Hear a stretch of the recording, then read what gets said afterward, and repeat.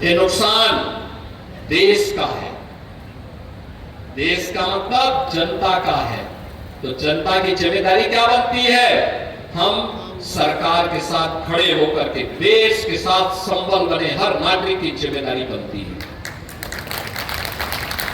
प्रधानमंत्री जी ने जो बातें कही है, ईंधन की आपूर्ति के सप्लाई चेन को सुचारू रूप से बनाए रखने के लिए लगातार प्रयास है।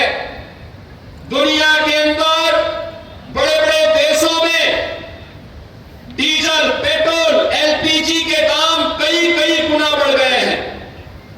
भारत ने अब तक नियंत्रित करके रखा, लेकिन हमें विपक्ष के नकारात्मक राजनीति और नकारात्मक नैरेटिव का शिकार नहीं होना है। अगर देश हित में कोई निर्णय लिया जाता है तो हमें प्रधानमंत्री मोदी जी के साथ खड़ा होना होगा, देश के साथ खड़ा होना होगा।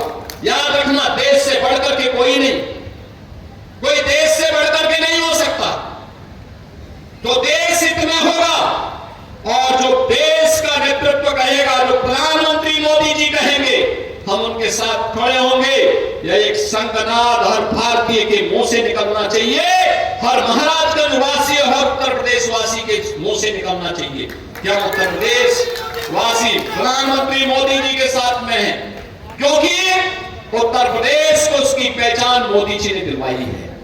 हमें भी उनके साथ खड़ा होना है। उन्होंने कहा जितनी आवश्यक हो उतना ही बिजली की खपत करिए, ज्यादा नहीं। ऐसा नहीं कि दिन में भी आपके घर के बाहर की लाइट जल रही है, अगर आप कमरे में नहीं है, पंखा बंद कर दीजिए। एसी या कूलर है वो चल ही रहा है तो उसको बंद कर दीजिए। बल्ब है उसको बंद कर दीजिए। जब आप रहें जरूरत के हिसाब से चलाइए, ज्यादा मत चलाइए। अगर एक गांव के बच्चे स्कूल जा रहे हैं, स्कूल बस है, अपनी कार से अपनी बाइक से क्यों आप जा रहे हैं? उस स्कूली बस से बच्चे को भेज दीजिए। सभी लोग जहां भी हो सकता है, याद रखना बूंद बूंद से घड़ा भरता है।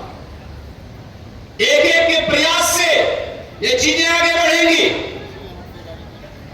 एक एक के द्वारा किए जाने वाले प्रयास का परिणाम होगा कि कोरोना जैसी महामारी का मुकाबला भारत ने दुनिया के अंदर सबसे अच्छा किया। तो वर्तमान में पश्चिमी एशिया के संकट के कारण ईंधन आपूर्ति, उर्वरक की आपूर्ति, अन्य कुछ सामग्रियों की आपूर्ति में जो बाधा खड़ी हुई है, उस बाधा का मुकाबला भी हम सामूहिक रूप से मिलकर के करेंगे। और देश प्रथम के भाव के साथ, नेशन फर्स्ट के इस भाव के साथ हम सबको मिलकर के कार्य करना होगा।